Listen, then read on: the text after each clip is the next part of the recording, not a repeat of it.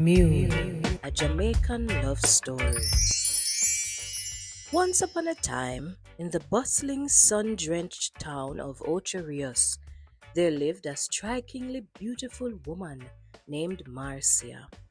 Her skin was as smooth and golden as the ripest mangoes that hung from the trees lining Fern Gully.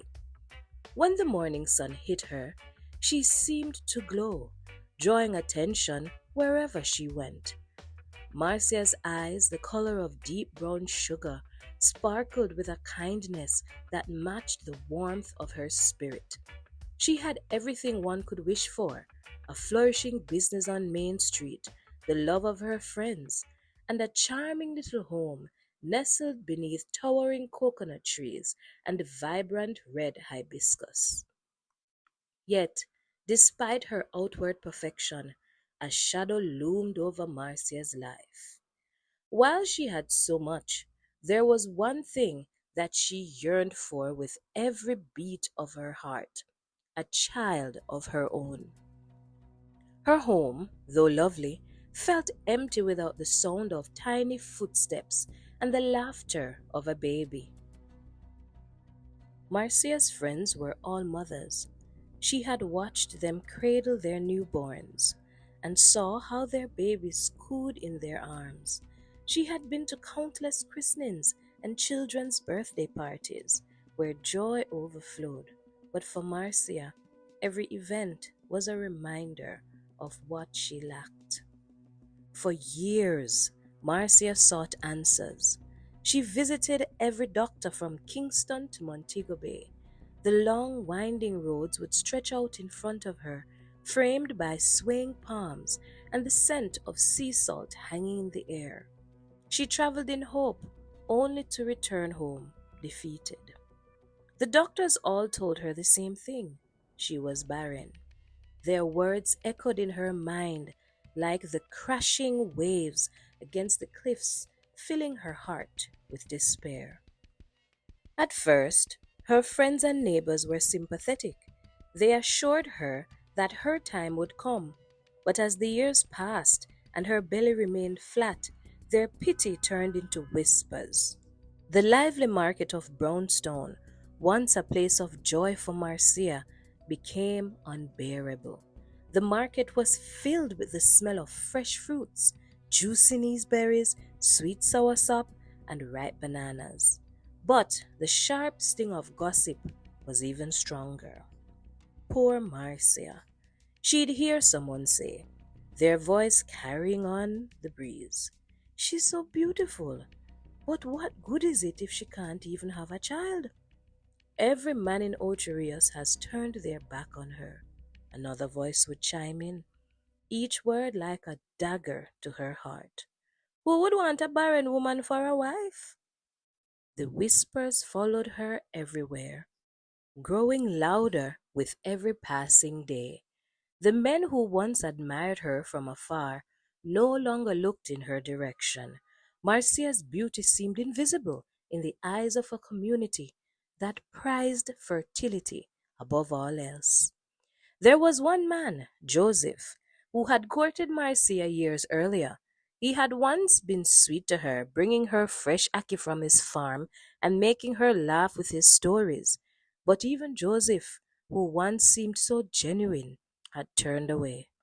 One day, as Marcia was selling her fruit in the market, she spotted Joseph walking with another woman.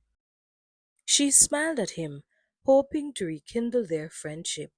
But instead of returning her smile, Joseph walked straight past her. She felt the weight of the rejection like a heavy stone in her chest. Her cheeks flushed the embarrassment as she heard him mutter to his companion, "It's better this way. I need a woman who can give me children." Those words hung in the air, louder than the bustling vendors and the calls of "fresh coconut water" around her. Marcia could feel the eyes of the villagers on her. She tried to steady herself, her hands trembling as she clutched the basket of ackee tighter. The ripe fruits, with the rich red skins and glossy black seeds, usually brought her comfort. But in that moment, They felt like a burden, just another reminder of what she could not give. The pain of rejection ate at Marcia's soul. She felt small, like a tree with no roots, fragile in the winds of public scorn. She withdrew from the social gatherings she once loved. She stopped attending the street parties where the sound of drums and laughter filled the air long into the night. Even the scent of jerk chicken grilling on the street corner, something she once adored, no longer brought her joy. It was as if her spirit had been drained, leaving behind only the hollow shell of the woman she used to be. As Marcia wandered through the market, her head bowed low in thought, she collided with someone. She stumbled back, her basket slipping from her fingers, and the sweet aroma of ripe berries filled the air as they scattered across the cobblestones. I'm so sorry, she began, her voice shaky, not daring to look up. But when she did, her breath caught in her throat. Before her stood a tall man with the skin color of roasted breadfruit, his smile as bright and warm as the setting sun over Dunn's River Falls.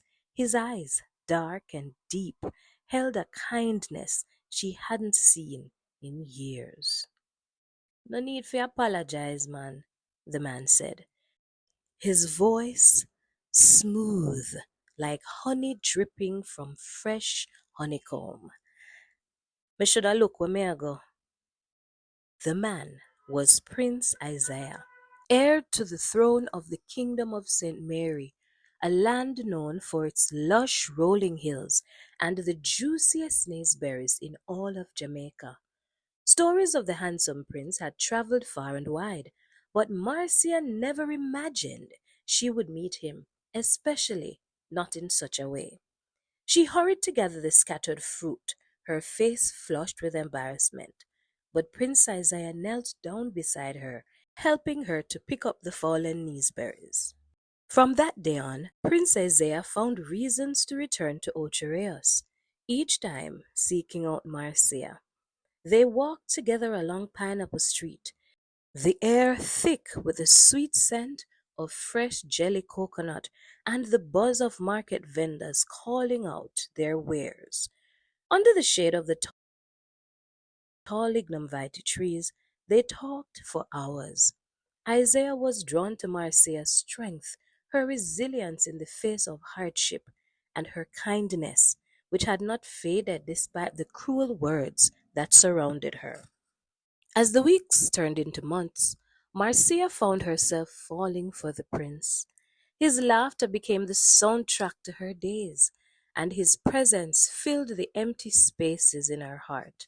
As they sat there in the silence, Marcia's lips gave out what was on her heart. Me can't have no pitney, me a mule. Isaiah turned to her, his eyes filled with nothing but love. He gently took her hands in his. Marcia, me no love you for what you can give. Me love you for who you be, for your heart, your spirit. You are enough. You are everything for me. Just all you're there right so. Don't worry about that. I'm the plan for ask you this, and me think now at the right time. Married to me now? And so they were married in a grand ceremony at Fern Gully. The air was filled with the fragrant scent of wild ferns, their leaves rustling gently in the breeze. The entire kingdom came to celebrate, their voices raising in song and dance. For the first time in years, Marcia felt truly happy.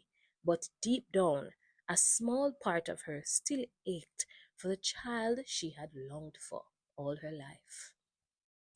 Months passed, and Marcia settled into her new life as the Princess of St. Mary. One day, as she wandered through the royal garden, she paused beneath a tall hibiscus tree, the air thick with the smell of its sweet blooms. Suddenly, a strange sensation rippled through her body, like the fluttering wings of a hummingbird. Her heart raced. Could it be? She rushed to the royal healer, who confirmed that indeed Marcia was pregnant. The news spread like wildfire.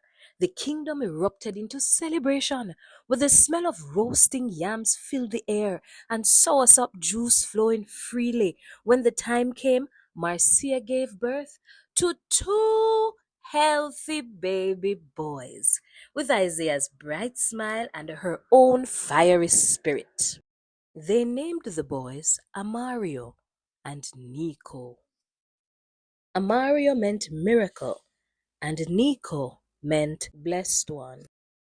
On the day Marcia gave birth, it rained, a sign of even more blessings from God. As Marcia and Prince Isaiah were celebrating the birth of their beautiful twin boys, they were met with tragedy. The guard ran to tell them that the king had passed on. The king had been ill for some time, but they thought he would come around. Unfortunately, he did not. This now meant that Isaiah was now king and Marcia was the queen of St. Mary. Even though the king was dead, the birth of the twins had brought so much joy into the kingdom that Marcia and her husband, even though mourning, they felt a sense of happiness. Marcia was finally happy. One day, as the palace buzzed with preparations for the burial of the king, a woman was brought to Marcia by the guards. She was beautifully adorned and she had leaves as a part of her headdress. Marcia wondered who she was, but there was something about her that made Marcia feel connected to her. She told Marcia that she was a Maroon elder and a seer, and that Marcia was a Maroon princess. The man and woman Marcia knew as her parents were the ones who took care of her because they found her in the forest after the foreigners killed her parents. She was a Maroon princess.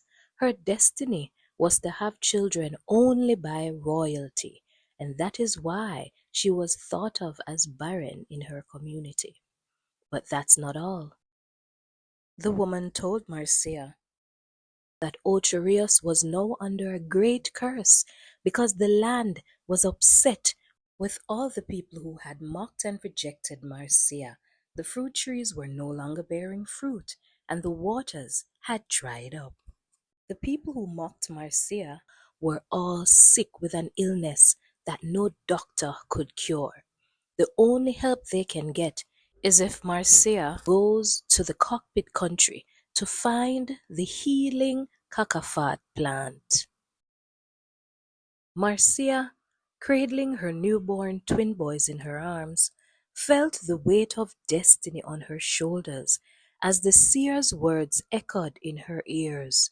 She had spent years in her old village of Ocherius, feeling the sting of rejection, branded as barren by those who once welcomed her. Now, the revelation of her true heritage, that she was a Maroon princess, destined to bear children only from royal blood, left her both awed and shaken. Her mind raced as the seer continued speaking, her voice carrying the weight of urgency. Please, please, Ocherius is dying, the seer whispered gravely. The land refuses to give life. The people are sick. Only you can restore the balance. But you must go alone, for this is a journey of spirit as much as it is of body. When Isaiah heard the woman say that Marcia must go alone, he sprang forward, his handsome face etched with concern. "You've just given birth, my love," he said, placing a hand on her shoulder. "You should rest. I will send my best warriors to retrieve the plant." But Marcia shook her head, her spirit now awakened to the truth of who she was. "No, Isaiah, this is my path. The seer said I'm the only one who can save Ocherius. I was born for this. I will go for the land and for our children. With a heavy heart, Isaiah relented, knowing the strength of the woman he had fallen in love with. She kissed her boys goodbye and set out at dawn, determined to save the people who had once cast her aside. Marcia's journey through the dense, mystical wilderness of Cockpit Country tested her endurance and resolve. The thick canopies whispered forgotten maroon secrets, and the air seemed alive with ancestral spirits guiding her. She battled her own fears, exhaustion from childbirth still lingering in her body, but her purpose gave her strength. After days of walking through the rugged terrain, she finally reached a hidden valley, shrouded in mist. At its center, bathed in soft golden light, stood the cacafat plant, its bright leaves shimmering with the promise of life. Kneeling before it, Marcia felt an overwhelming connection to her ancestors, the land, and her newfound role as a royal protector. She carefully harvested the plant and began her return journey, her heart lightened by the knowledge that she was not just a healer for Ocherius, but a bridge between her maroon heritage and the kingdom she now called home. When she arrived in Ocherius, the townspeople gathered around her, their faces gaunt and filled with hope. Even those who had once rejected her now reached out, desperate for her help. Without hesitation, Marcia prepared a potion from the cacafat plant, and as the villagers drank, the color returned to their cheeks. The earth, once barren, began to stir, and new life burst forth from the soil. As the healing spread through the land, the seer appeared once more, her eyes gleaming with pride. You fulfilled your destiny. She was now their queen, their protector, their savior. You've healed not only the land, but also your spirit. And so, Marcia's story spread far and wide. The villagers who had once whispered behind her back now praised her name. Marcia was no longer the barren woman who had been rejected by her own community. She had found her place, not just as a wife and mother, but as a princess, a protector, and a healer. Her legacy, once thought barren, had now borne fruit, both in her children and in the rebirth of Ocherius. As the old Jamaican proverb says, the same knife for stick goat, stick sheep. The same people who doubted you will one day celebrate your strength. Marcia had always been special, and now the world knew it.